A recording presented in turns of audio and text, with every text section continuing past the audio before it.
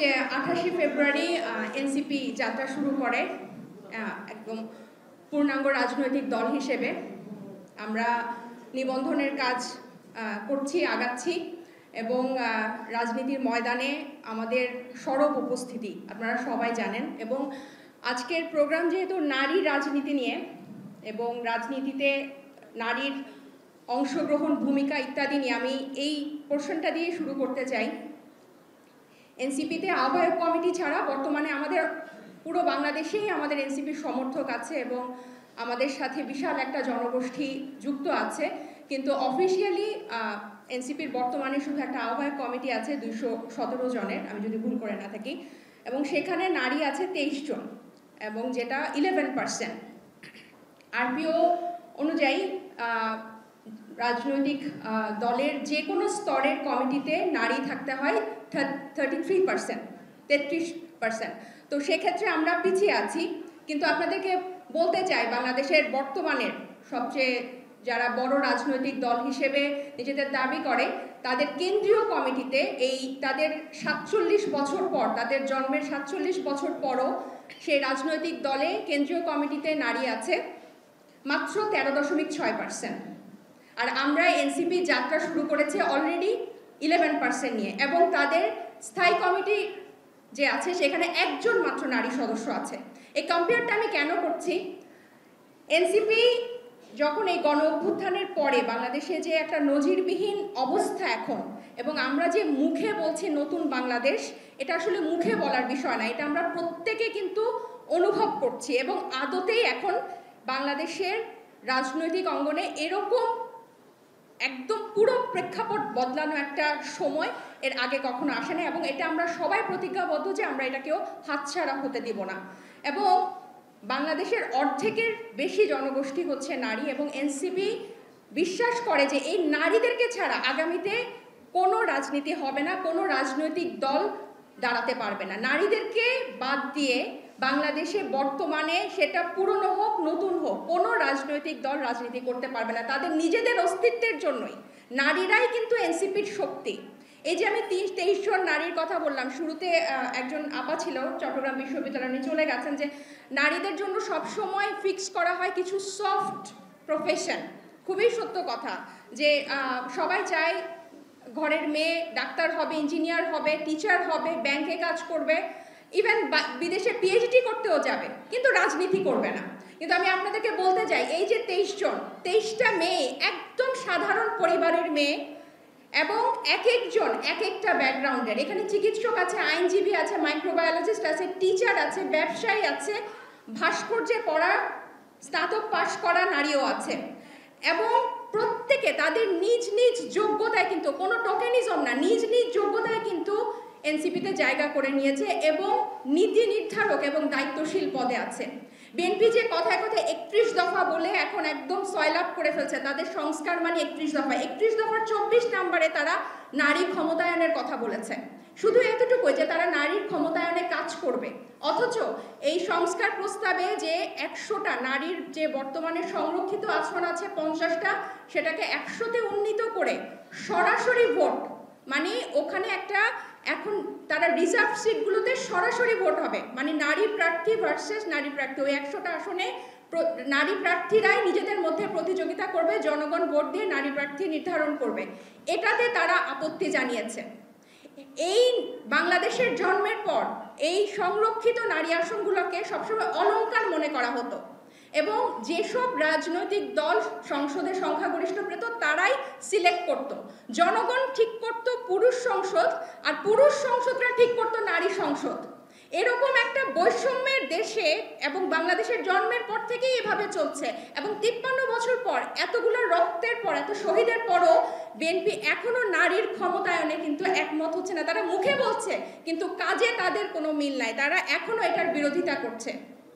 এবং এই সরাসরি ভোটের কথা আমরা কেন বলছি? আমরা বিগত দিনে দেখেছি এই সংরক্ষিত আসনগুলোতে যে নারীরা বসে তারা সাধারণত আত্মীয় স্বজন হয়, অমুকের স্ত্রী, অমুকের কন্যা, অমুক সুবিধাভোগী ব্যবসায়ীর পরিবার পরিজন, এরকম নারীদেরকে দেয় যারা সমাজের কোনো আসল নারীদের কোনো প্রতিনিধিত্ব করে না। আমার কাছে বেশ কয়েকটা প্রশ্ন এসেছে এখানে। এই প্রশ্নগুলোকে যদি আমি একটু সাম আপ করে, আমি চোখ বুলাচ্ছিলাম যে সব এনসিপি কি করবে, যে এখন নারীর ক্ষমতায়নে এনসিপি কি করবে, নারীর স্বাধীনতা, নারীর অধিকার, নারীর ক্ষমতায়ন, এইসব শব্দগুলো বিগত রাজনৈতিক দলগুলো খালি মুখে এবং এই সভা সেমিনারেই কিন্তু সীমিত রেখেছে। কিন্তু এনসিপি আত্মপ্রকাশের দিন থেকে, এমনকি গণ অভ্যুত্থানের পর থেকে এই যে সবাই মুখে মুখে খালি বক্তৃতা তুলছে নারীরা কোথায়, নারীরা কোথায়, এনসিপি কিন্তু নারীদেরকে নিয়ে এসেছে এবং নারীরা কিন্তু তাদের পথ এনসিপির মাধ্যমে খুঁজে নিয়েছে। আজকে যে এখানে আমরা দাঁড়িয়ে আছি, এখানে আমি কিন্তু কখনো ভাবি নাই যে আমি রাজনীতিতে আসব এবং এই পথ আমি বেছে নিব, কিন্তু জুলাইয়ের পর যে ভঙ্গুর অবস্থায় বাংলাদেশকে, এবং এই জুলাইয়ের অগাস্টের এই যে ভঙ্গুর অবস্থা দেখেছি, এর পরে কিন্তু আমার মনে হয় যখন এই রাজনৈতিক আকাঙ্ক্ষা এসেছে বাংলাদেশ নিয়ে কাজ করার, দেশ নিয়ে কাজ করার, আমি বিশ্বাস করি, দৃঢ়ভাবে বিশ্বাস করি যে এই যে এতগুলা নারী আপনারা বলছেন বাংলাদেশের বিভিন্ন প্রান্ত থেকে এসে, তাদের মধ্যেও অবশ্যই এসেছে, তাদের মধ্যে অবশ্যই আছে। এবং বিগত দিনগুলোতে যে একজন সাধারণ মানুষ, শুধু নারী না, একজন সাধারণ মানুষ যে রাজনীতিতে যোগ দিবে, একটা যে পথ থাকবে, এরকম কোনো পথ আমাদের রাজনৈতিক দলগুলো বিগত দিনে রাখে নাই। তারা পুরোটাই সিন্ডিকেট ছিল, যে একবার নেতা হয়েছে সে নেতাই। এবং এখনো দেখেন তারা একজনকে প্রধানমন্ত্রী রাখার জন্য তারা কিন্তু কোনো সংস্কার, মানে তাদের এখনো পায় তারা হচ্ছে কিভাবে আরো তারা বছরের পর বছর আবার শাসনকে ধরে রাখবে এবং ক্ষমতায় থাকবে, সেটার পায় তারা। আমরা কিন্তু বলছি যে 2 বারের বেশি কেউ আর জীবনে প্রধানমন্ত্রী, রাষ্ট্রপতি হতে পারবে না, কিন্তু তারা এখনো সেই হিসাব গুনছে। কারণ তারা যে এক একজন যে এত মানে বয়স হয়ে গেছে, তারপরও কিন্তু তারা নতুনদেরকে কিন্তু জায়গা করে দিতে চায় না, তারা সেই ক্ষমতা ধরে রাখতে চায়। কেন অন্যান্য রাজনৈতিক দলে কি জুলাইতে তরুণরা অংশ নেয় নাই? তারা এখন কোথায়? বিএনপি যে তরুণরা অংশ নিয়েছিল তারা এখন কোথায়? তাদেরকে কেন আমরা মূলধারার রাজনীতি দেখছি না? কেন তাদের নবীনরা, তরুণরা মৃত্যুবরণ করেছে, শহীদ হয়েছে, কিন্তু তাদের প্রবীণরাই রাজনীতি করছে, এবং তারা প্রবীণরা শুধু রাজনীতি করছে নির্বাচনের মাধ্যমে ক্ষমতায় যাওয়ার জন্য?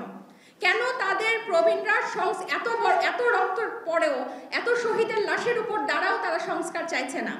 কেন তারা নারীর ক্ষমতায়ন খালি মুখে বলছে, কিন্তু এটার বাস্তবে তাদের কোনো প্রতিফলন দেখা যাচ্ছে না? কারণ তাদের উদ্দেশ্য একটাই, সেই উদ্দেশ্য হচ্ছে একটা নির্বাচন, এবং নির্বাচনের মাধ্যমে খালি ওই ক্ষমতা দখল, ওই চেয়ার দখল। এবং তারা যেভাবে সংস্কার প্রস্তাবগুলো দিচ্ছে এবং জাতীয় ঐকমত্য কমিশনের সাথে বিরোধিতা করছে বিভিন্ন মতে, তাতে সুস্পষ্ট যে তারা আবার সেই নতুন নব্য স্বৈরশাসক হওয়ার সব ধরনের পায়তারা করছে। এবং এই যে আপনারা এই তুষার যে বলল যে সংবিধান বুঝে না, সংস্কার বুঝে না, নির্বাচন বুঝে না, যে নারী, যে নাগরিক চিকিৎসা, আইনজীবী, ব্যাংক, কর্পোরেটে এত জটিল জিনিস বুঝে, সে কেন সংবিধান বুঝবে না? কেন নারীরা এই সহজ সমীকরণ বুঝবে না?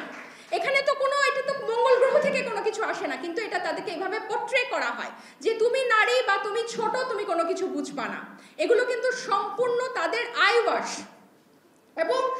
এবং যে জাতি, যে তরুণ সমাজ একজনকে গুলি করলে একজন নড়ে, বাকিটা নড়ে না, যে তরুণ সমাজ এই সাহস দেখাতে পেরেছে, এটার পরে কি এই ধরনের, এটা তো সর্বোচ্চ সাহস। এটার পরে তো আর কোনো এর থেকে বড় পাহাড় আর উত্রানো হতে পারে না। তাই আমি নারীদেরকে বলবো, এবং সেই সাথে সকল তরুণ সমাজকে বলবো যে আপনাদেরকে রাজনীতিতে আসতে হবে, আপনারাই রাজনীতির ভবিষ্যৎ। এবং এনসিপি দৃঢ়ভাবে বিশ্বাস করে যে নেতা আপনাদের মধ্যে থেকে হয়ে আসবে, এবং এটা একটা চলমান প্রক্রিয়া হবে, এটা একটা পাইপলাইনের মতো হবে, কেউ চিরস্থায়ী হবে না ক্ষমতায়। এনসিপি দৃঢ়ভাবে এটা বিশ্বাস করে। এখানে বিভিন্ন প্রশ্ন এসেছে যে ইন্টারনালি আমরা কি করছি, নারীদেরকে কিভাবে রাখছি, বা আমাদের ইন্টারনাল পলিসিটা কি হচ্ছে, আমাদের ইন্টারনাল ডেমোক্রেসি কিভাবে মেনটেন হচ্ছে। আমি আপনাদেরকে বলতে চাই এবং সুস্পষ্টভাবে আশ্বস্ত করতে চাই, আমরা নতুন রাজনৈতিক দল, আমরা মাত্র চলা শুরু করেছি, আমাদের মতো অনেক ভুলভ্রান্তি আছে বা সবকিছু সমন্বয়ের একটু অভাব আছে, কিন্তু এইখানে কোনো সন্দেহ নাই যে এনসিপি এই নতুন বাংলাদেশে এমন একটি রাজনৈতিক দল হতে যাচ্ছে যেটা বাংলাদেশ বিগত 53 বছরে দেখে নাই। এবং এই রাজনৈতিক দল, এই নতুন এনসিপি গণ অভ্যুত্থানের পর ইতিহাস তৈরি করবে, এবং এই রাজনৈতিক দল হবে একটা প্ল্যাটফর্ম যেখানে একটা সাধারণ ঘরের ছেলে মেয়ে স্বপ্ন দেখবে আমি বড় হয়ে রাজনীতিবিদ হব, আমি বড় হয়ে আমার এলাকার জনপ্রতিনিধি হব, এবং এনসিপি সেই প্ল্যাটফর্ম আপনাকে উপহার দিবে। আপনি কোনো ধরনের বাণিজ্য ছাড়া, টাকা দেওয়া ছাড়া, তোষামোদি করা ছাড়া সম্পূর্ণ নিজস্ব যোগ্যতা এবং মেধায় আপনি ওখানে যেতে পারবেন, এবং এনসিপি সেই আশ্বাস আপনাকে দিবে, এবং এটা আমি সহ আমাদের সকল সহযোদ্ধা আপনাদেরকে আশ্বস্ত করতে পারে, এবং আপনারা নিজেরাও দেখবেন। এই যে আমরা যেভাবে নীলাকে খুঁজে নিয়েছি, আমরা বিশ্বাস করি যে আমাদের নারী সেলের গুগল ফর্ম ছাড়া হয়েছে, আপনারা বিশ্বাস করবেন না কি অভূতপূর্ব রেসপন্স। মেয়েরা গুগল ফর্ম করছে এবং তারা রাজনীতিতে যোগ দিতে চাচ্ছে। কেন? কারণ তারা এখন মনে করছে যে দেশটা চেঞ্জ হয়েছে, এবং এনসিপির মাধ্যমে কিন্তু তারা একটা স্বপ্ন দেখছে। আপনাদের স্বপ্ন যাতে বৃথা না হয়, এবং আমরা সবাই মিলে, এই পথ কিন্তু অনেক কষ্টের, কিন্তু এই পথ আমাদেরকে পাড়ি দিতে হবে। আপনারা জীবন দিয়ে, আমাদের ভাই বোনরা কিন্তু জীবন দিয়ে দেখিয়েছে। আমরা সামান্য এই জিনিসটা, এই কঠিন পথ যদি পাড়ি দিতে না পারি, তাহলে কিন্তু তাদের সাথে বেইমানি হবে। এবার আমি নিজেদের যে কথাটা বলতে চাচ্ছিলাম, যে চিটংয়ের সবার বক্তব্য আমি শুরু থেকে শুনছি, আমি একদম শেষের দিকে চলে আসছি, 1-2 মিনিট সময় নিব। শেষের দিকে যে শুরু থেকে সবাই বলছিলেন যে কনজারভেটিভ ফ্যামিলি, আমি এই কথাটা একদম, যারা চিটংয়ের স্থানীয় এবং আমরা যারা, আমার বাড়িও চট্টগ্রামে, আমার বেড়ে ওঠা স্কুল কলেজ, আমি ক্যান পাবলিক থেকে, চিটং কলেজ থেকে পাস করেছি। আমি জানি যে চিটাংয়ের মানুষ মানে মা বাপল কিল্লা করি মাইয়ালরে আঁকড়ে রাখে। তুই পড়ালেখা করিবে, তুই স্কুলে যাবে, টিউশনি করিবে, সরি করিবে, ব্যাক করিবে, কিন্তু তোমার সিগল দিয়ে তোর হাত পা বাঁধা থাকিব। তুই ফার্স্ট করিবে, মাস্টার্স করিবে, ডাক্তার হইবে, ইঞ্জিনিয়ার হইবে, এরপর তোমার বিয়ে ভালো ফোয়া দিয়ে ওরো বাড়িতে চিটাং ওরো বাড়ি অন করিব, চিটাং ওরো বাড়ি অন করিব, বিদে দুবাই অন করিব, টিয়া থাকুন অন করিব, বিয়ে হইব, বাচ্চা হইব, বাস। এল্লা কনজারভেটিভ ফ্যামিলির মাইয়া অকল যে রাজনীতি তাইব এন তো কোনো চিন্তাও করিত না পারে, কেউ চিন্তা করিত না পারে। কিন্তু আর মা বাবারে বুঝান পড়িব যে এখন কিন্তু সময় চেঞ্জ হয়ে গেই, ওই না অবশ্যই ওই। আমি কিন্তু অনরার হতা শুরুত্ব নয় উনির, অনরার মধ্যে কিন্তু এই উদ্যম গান আছে। চিটাংয়ের মধ্যেই যে অনরা প্রীতিলতার হতা হন, প্রীতিলতা যে স্বপ্ন শুরু করছিল, যে সাহস দেখায়, কিন্তু আন্দোলন ধরে রাখুন পড়িব। আই কিন্তু দেখিতে অনরার ব্যাকুণের মধ্যে সেই সাহস আছে, এন্ড কিন্তু আর ভাই অক্কলও আছে। আই অনরার কইও, অনরা তার মাই অক্কলের হাত পাত সিওল নয় পাতুন, সিওল নদিও, যে অনে যদি দেশ লয় পাবিত পারন, ওগো মাইও কিন্তু দেশ লয় পাবিত পারিব। এন্ড যুগে যুগে কিন্তু বহুত প্রমাণ আছে, মাইয়ক্কল যেতে রাজনীতির গেই, মাইয়ক্কল যেতে ক্ষমতার গেই, মাইয়ক্কল যেতে আইনসভার গেই, মাইয়ক্কল কিন্তু দুর্নীতি কম করে। অন্যরা দেখেন, অন্যরা কিন্তু ব্যাক অধিকারের কথা হন, ডে কেয়ারের কথা হন, অন্যরা মাতৃত্বকালীন সুস্থতার কথা হন, অন্যরা যৌতুকের কথা হন, সহিংসতার কথা হন, ব্যাক কিন্তু অন্যরা বুঝন, কিন্তু অন্যরা ছাড় নদন। মাইয়ক্কলরা কিন্তু অন্যরা ছাড় নদন, অন্যরা ব্যাক সমস্যা বুঝন, কিন্তু অন্যরা সমাধান গরিবার লয় কিন্তু কিছু নগরণ। অন্যরা কিন্তু আগায় আসন করব, আর কিন্তু বেশি বালানো অনেক ইরেগুলারিটি আছে, কিন্তু আই চেষ্টা করি কইবার লয়। অন্যরা প্রতি আর বিনীত অনুরোধ, অন্যরা কিন্তু মাইয়ক্কল সিওল না করেন, মাইয়ক্কলের সারি দন, মাইয়ক্কল যখন ক্ষমতার যাইব, মাইয়ক্কল যখন যে দায়িত্বশীল পদত যাইব, মাইয়ক্কল কিন্তু বহুত নিষ্ঠার লগত কাম করে, বহু নিষ্ঠার লগত কাম করে, এন্ড ফল অত্যন্ত বেশি করে।